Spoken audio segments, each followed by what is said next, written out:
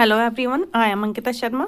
हम क्लास 8 का 8 चैप्टर पढ़ रहे थे। इसके अंतर्गत जो प्रीवियस टॉपिक था उसमें हमने देखा था कि किस तरीके से कास्टिज्म को लेकर काफ़ी सारे रिफॉर्मर्स सामने आए, और इस टॉपिक में भी हम ये चीज़ देखेंगे किस तरीके से कास्टिज्म को लेकर काफ़ी सारे रिफॉर्मर्स ने वर्क किया और क्या क्या मूवमेंट चलाए गए। तो यहाँ पर टॉपिक स्टार्ट करते हैं। Demand for equality and justice.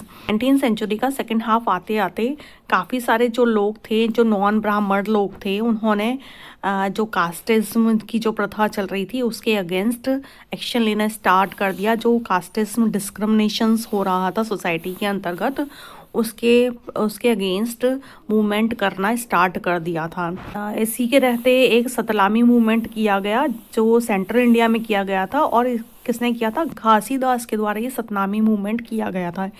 ये जो मूवमेंट किया गया था ये लेदर वर्कर्स के फेवर में किया गया था।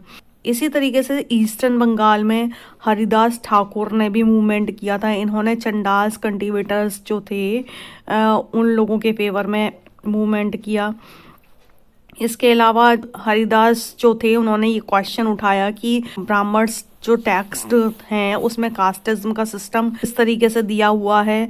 इसके अलावा जो श्री नारायण गुरु थे जो इज़हवा कास्ट के थे, उन्होंने भी जो इक्वलिटी यूनिटी की बात कही थी कि कास्टिज्म नहीं होना चाहिए। उन्होंने एक स्टेटमेंट यहाँ पे दिया है, उरु जाति उरु मतम उरु देवम मनुष्यानु। इसका मतलब था कि one cast one religion one God for human kind. मतलब हर किसी इंसान के लिए एक ही कास्ट होनी चाहिए, एक ही रिलीजन होना चाहिए हर किसी इंसान का, और हर किसी इंसान के एक ही भगवान होने चाहिए।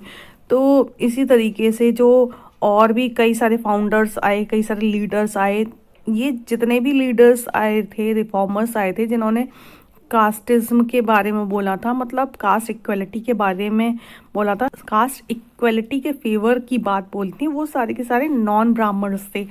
क्योंकि ब्राह्मण्स तो ऑलरेडी ऊपर कास्ट के थे, तो क्योंकि उनके साथ में कोई डिस्क्रिमिनेशन नहीं किया जाता था। जितने भी लोअर कास्ट के जो लोग थे उन्होंने मोस्टली ये मूवमेंट्स चलाए। समाज के अंतर्गत जो डिस्क्रिमिनेशन हो रहा है उसको हटाने के लिए उन लोगों ने ये सब मूवमेंट्स को चलाया था। नेक्स्ट देखते हैं गुलामगिरी। गुलामगिरी एक बुक का नाम है जो ज्योतिराव फूले के द्वारा लिखी गई थी। ज्योतिराव फूले का जो बर्थ है वो 1827 में हुआ था, और ये क्रिश्चियन मिशनरी स्कूल में पढ़े थे। जब इनकी पढ़ाई कंप्लीट हो गई उसके बाद ज्योतिराव फूले ने अटैक किया ब्राह्मण्स के ऊपर। जो ब्राह्मण्स कहते थे कि वो आर्यंस हैं, सबसे ऊपर हैं। तो ज्योतिराव फूले ने ये चीज़ बताया कि जो आर्यंस थे वो क्या है, वो तो फॉरिजन लोग थे, बाहर के देशों से आए थे, आउटसाइड ऑफ द कंट्री से आए थे। उन्होंने इंडिया के लोगों को सब्जुकेट किया और कंट्री को क्या है, अपना गुलाम बना लिया था, अपना डोमिनियंस इस्टेब्लिश कर दिया। उसके बाद में जो डिफीटेड पॉपुलेशन है उसको इंफीरियर या फिर लोअर कास्ट के लोग माना गया। ठीक है, तो ब्राह्मण्स लोग कहते थे कि हम सुपीरियर हैं। तो इस चीज़ का क्लियरिफिकेशन ज्योतिराव फुले ने दिया अपने स्टेटमेंट्स के द्वारा। तो ज्योतिराव फुले का ये चीज़ मानना था कि जो अपर कास्ट के जो लोग हैं उनका उन लोगों की ज़मीन पर कोई राइट नहीं है जो दलित्स लोगों की है। जो इंडिजिनस पीपल हैं उनका ही उनकी लैंड पर पूरा की पूरा राइट है। मतलब स्वदेशी जो लोग हैं उन्हीं की भूमि पर पूरा राइट है। आर्यंस के आने से पहले इंडिया एक गोल्डन एज जी रहा था। उसके बाद में जो आर्यंस आए थे वो सारी चीज़ें लूटपाट कर ले गए। उसके बाद में क्या हुआ, जो समाज था वो शूद्रों और अतिशूद्र के अंतर्गत डिवाइड हो गया। शूद्रों को लेबरिंग कास्ट कहा गया और अतिशूद्रों को अनटचेबल कहा गया। ज्योतिराव फूले ने सत्य शोधक समाज की स्थापना की थी। इसके अंतर्गत इन्होंने कास्ट इक्वलिटी की बात की थी। 1873 में ज्योतिराव फूले ने एक बुक लिखी जिसका नाम था गुलामगिरी। गुलामगिरी का मतलब होता है स्लेवरी। इन्होंने ये अपनी जो बुक है उसे उन लोगों को समर्पित किया है, उन लोगों को डेडिकेट किया है जो अमेरिका में जिनको गुलाम बोला गया। इससे पहले 10 साल पहले अमेरिका में सिविल वॉर चल रहा था, उसके अंतर्गत जो स्लेवरी है लोगों की उसको ख़त्म कर दिया गया था। उसी तरीके से ज्योतिराव फूले भी ये चाहते थे कि इंडिया के अंतर्गत जो कास्टिज्म सिस्टम है, जो अपर कास्ट लोअर कास्ट वाला सिस्टम है, उसको भी ख़त्म कर दिया जाए। इस वजह से ज्योतिराव फूले ने अपनी ये बुक गुलामगिरी अमेरिका के उन लोगों को डेडिकेट की है। इसी तरीके से कई सारे रिफॉर्मर्स आए जिन्होंने कास्टिज्म के बारे में बात की। इसके अंतर्गत BR अम्बेडकर जी जो थे, जो जिन्हें दलित्स का लीडर बोला जाता था, इन्होंने वेस्टर्न इंडिया के अंतर्गत इस मूवमेंट को चलाया।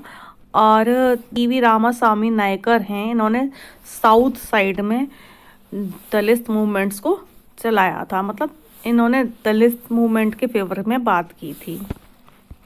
नेक्स्ट देखते हैं हु कुड एंटर टेम्पल्स, मतलब कौन कौन लोग जो थे जो टेम्पल के अंदर एंटर हो सकते थे।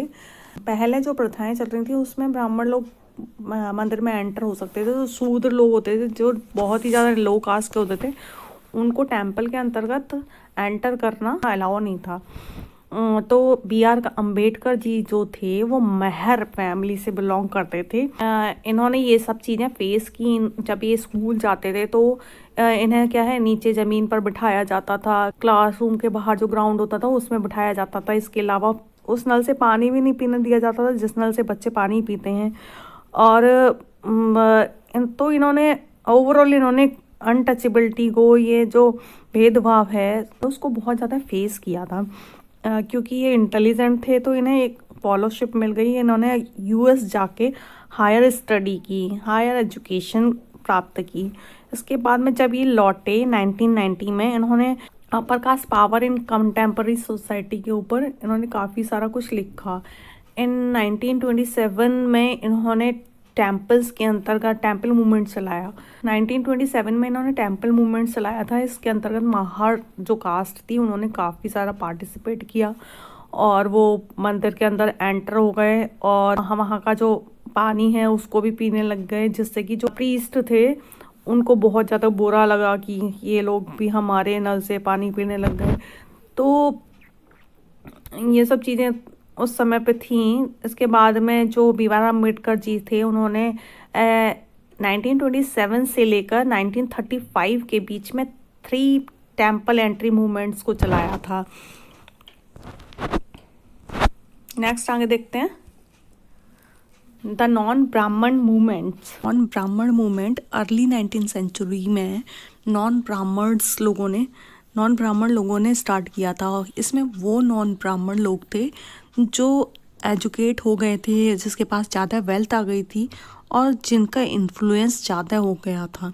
तो उन लोगों ने नॉन ब्राह्मण मूवमेंट को स्टार्ट किया। उनका ये कहना था, उन्होंने ये आर्ग्यू किया था कि जो ब्राह्मण हैं वो आर्य जो लोग थे उन्होंने ही इंडिया के ऊपर हमारे देश पे आक्रमण कर दिया और उसके बाद में उन्हीं के वंशज हैं ये ब्राह्मण्स लोग।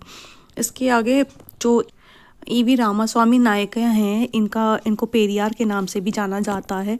ये एक मिडिल क्लास फैमिली से बिलोंग करते थे और अर्ली लाइफ में ये एसेटिक मतलब सन्यासी थे।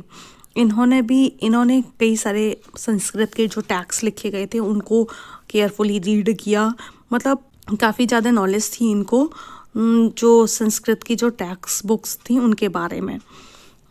बाद में ये कांग्रेस पार्टी के मेंबर बन गए। उसके बाद में इनको एक मीटिंग के अंतर्गत बुलाया गया।